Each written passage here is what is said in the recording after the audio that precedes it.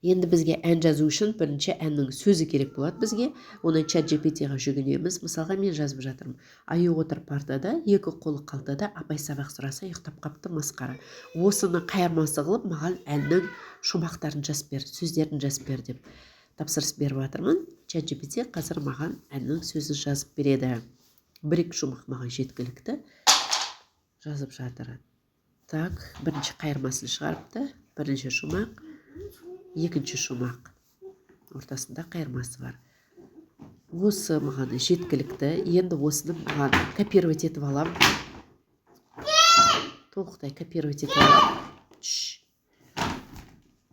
Так. Керек жеріне дейін.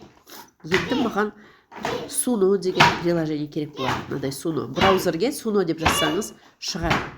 Оранжевый кнопканы басамыз, Create'ті, Lyrics деген жерге жаңағыны вставить етеміз.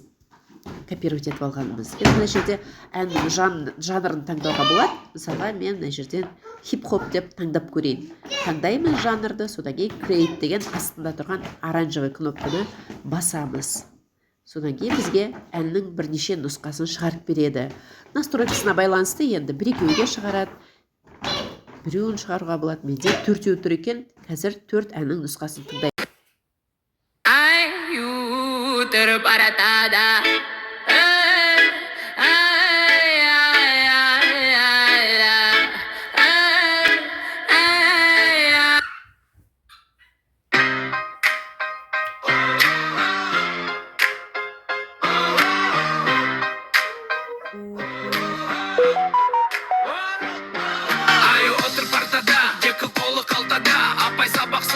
Ұйықтап қалыпты масқара. Ай отыр партада, екі қолы қалтада.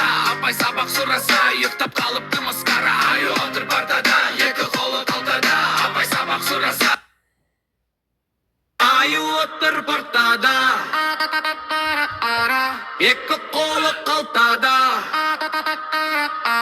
Ай отыр партада, екі қолы қалтада.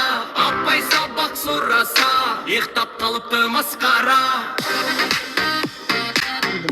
Жүктеу үшін download басамыз. Жазу download